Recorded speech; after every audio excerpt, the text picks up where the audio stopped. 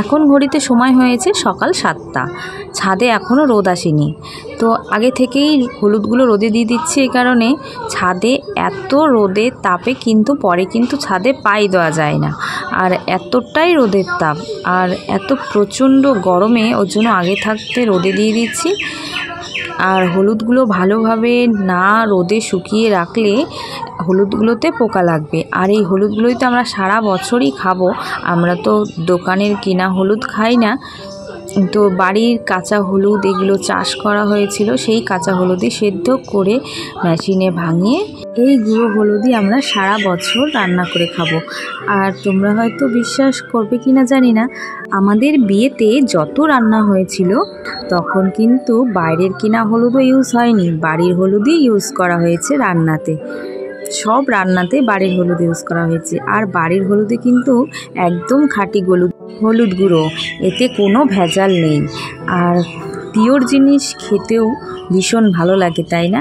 আর রঙটাও তো দারুণ হয় কালারগুলো তরকারি, তোমরা নিশ্চয়ই ভিডিওতে লক্ষ্য করেছো। তো বন্ধুরা, এদিকে বাদাম আর ছিল মটর, এগুলো দোকানের জিনিস, তো সেগুলো একটু রোদে দিয়ে দিচ্ছি। সবে মাত্র পোকা ধরেছে, তবে সবগুলো তো এখনও পোকা লেগে পারেনি। তো আগে থেকে রোদে দিয়ে রাখলে কি বলো তো, আর পোকা যেগুলো লেগেছে সেগুলোও বেরিয়ে যাবে পোকাগুলো। আর যা রোদের তাপ, পোকা এখানেই মরে যাবে। তো চলো, এদিকে তো আমার রোদে দেওয়া হয়ে গেছে, এবার লিয়াকে একটু পড়াতে বসবো।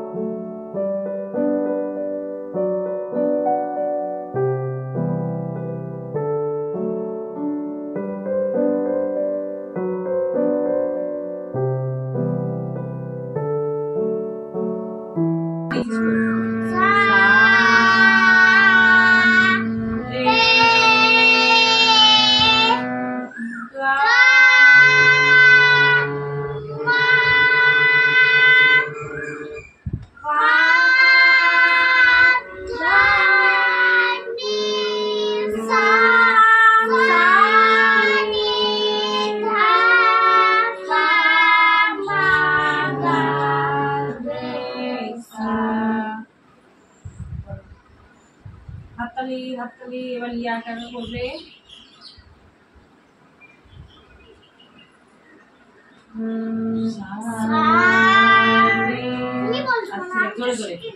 ঠিক আছে, বললাম না এখন যখন আমি আগে এসেছিলাম পরে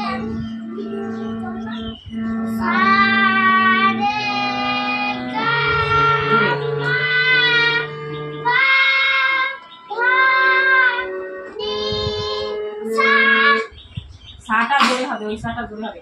সা নি ধা পা, সা নি ধা পা মা গা রে সা। শুভ সকাল বন্ধুরা, জয় রাধে। আমি সোমা ব্লগাতে তোমাদেরকে অনেক স্বাগত, অনেক ভালোবাসা জানিয়ে আবার একটা নতুন ব্লগ শুরু করছি। তো বন্ধুরা, সকালের বাসি কাজকর্ম সব কমপ্লিট হয়ে গেছে। আর দেখলেই তো হলুদগুলো রোদে দিলাম। তো এইবার লিয়া লেখা হয়ে গেছে, ওর খাতায় লিখে দেখানো হয়ে গেছে। এবার একটু সারেগামা প্র্যাকটিস করছে। একটু শুনো। আর দুদিনে ভালোই রিড চিনে গেছে, সারেগামা পাটা ও ভালোই শিখে গেছে। শুধু এবার গলাটা ভালো মতো রিডের সাথে মেলাতে হবে। এর জন্য ঘন ঘন প্র্যাকটিস করার দরকার। আর ঘন ঘন প্র্যাকটিস না করলে গলার সাথে রিড কিছুতেই মিলবে না, তাই তো? গলার সাথে আর হারমোনিয়ামের রিডের সাথে কোনোদিনও গলা মিলবে না। যত বেশি প্র্যাকটিস করা হবে আর তত বেশি ভালো তুমি সারেগামাটা শিখতে পারবে না। তাহলে ভালো করে শিখে গেছো তো? হ্যাঁ, সারেগামাটা শিখেছো, কিন্তু ভালো করে রিডের সাথে গলাগুলো মেলাতে হবে আর গলা ছেড়ে গান করতে হবে। আর তুমি কিন্তু গলা ছেড়ে গান করছো না, বুঝেছ? একটু গলা ছেড়ে জোরে জোরে গান করতে গেলে সবসময় গলা ছেড়ে গান করতে হবে। গুড মর্নিং বলো সবাইকে। গুড মর্নিং জোরে বলো। Good morning. শুনতেই পাইনি সবাই। গুড মর্নিং বলো, তোমরা সবাই কেমন আছো? তোমরা সবাই কেমন আছো? ও মা, ও কি ওভাবে কি কে বলে? তোমরা সবাই কেমন আছো? আমি তো ভালো আছি। আমি তো ভালো আছি। আমি এখন সারেগামা শিখছি। সারেগামা শিখছি। সারেগামা তো শিখেই গেছি। ঠিক আছে, সারে জোরে জোরে।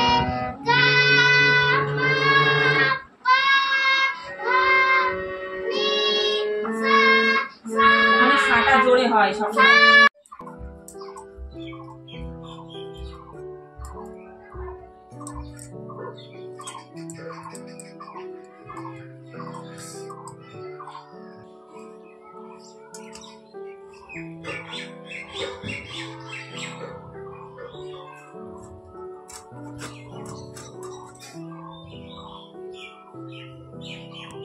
জ্যান্ত মাছ কেটে ফেললে? আজকে লিয়ার বাবা বাজারে গেছে, আজকে বাবা যায়নি। তো সকালবেলা উঠেই বাজারে চলে গেছে, কেননা গরম যা পড়ছে, এই রোদে বেরোনো মানে সানস্ট্রোক ছাড়া আর কি কোনো কথাই নেই। এরকম অনেক মানুষই মারা যাচ্ছে হার্ট অ্যাটাক হয়ে গরমে, আমাদের দিকে হয়েছে। তো এই গরমে না বেরোনোটাই উচিত রাস্তাঘাটে, কিন্তু বেরোতে তো হবেই। পেটের তাগিদে যারা মাঠে ঘাটে কাজ করে তাদেরকে তো ওই রোদেই কাজ করতে হবে। দেখো, এখন মাছগুলো তো কেটে নিচ্ছি আমি। এখনো খাওয়া হয়নি। সকালে মা বড়া করেছে, সকালে পান্তা ভাত রেখেছিল, শুধু বড়াটা করতে হয়েছে আজকে সকালে। আর কোনো ঝামেলা ছিল না রান্না।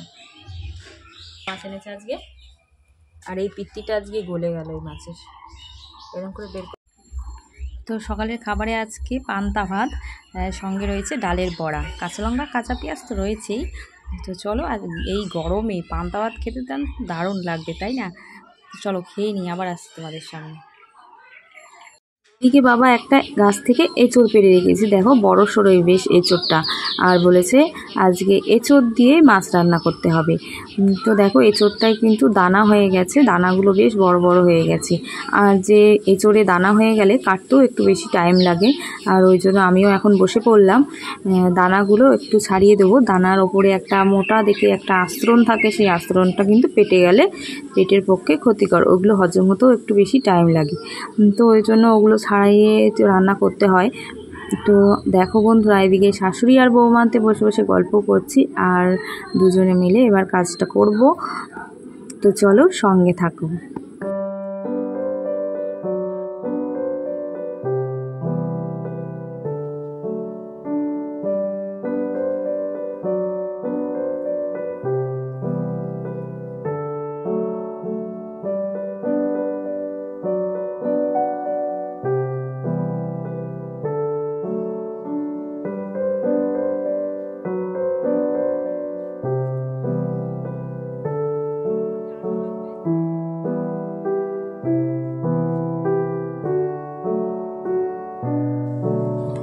তো এখানে মটর ভেজানো আছে, দেখো এগুলো সন্ধেবেলায় ঘুগনি হবে।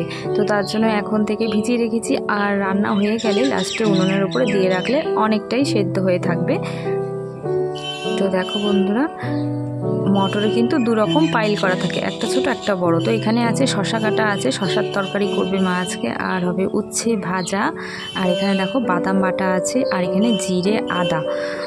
তো এই যে এঁচড়গুলো সব ভাবানো হয়ে গেছে, আর এদিকে মা এখন মাছ ভাজছে, আর একপাশে ভাতও ফুটে গেছে। আর আজকে মাই রান্না করছে, আর আমি যাবো এখন পুজো দিতে। তো চলো পুজো দেওয়ার আগে তোমাদের একটু শেয়ার করে দিলাম মা কী কী রান্না করছে আজকে।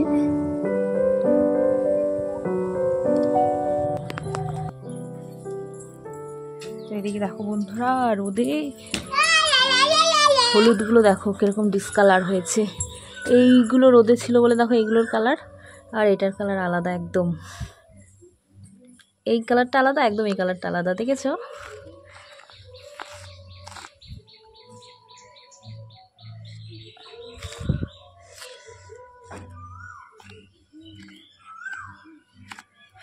বাবা হাত দেওয়া যাচ্ছে না, এত গরম, প্রচণ্ড গরম হয়ে গেছে।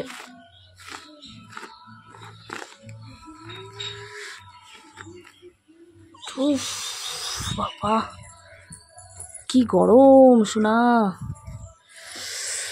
তুই আসলি কেন আবার এই গরমে রোদে উপরে? আসলি কেন বল?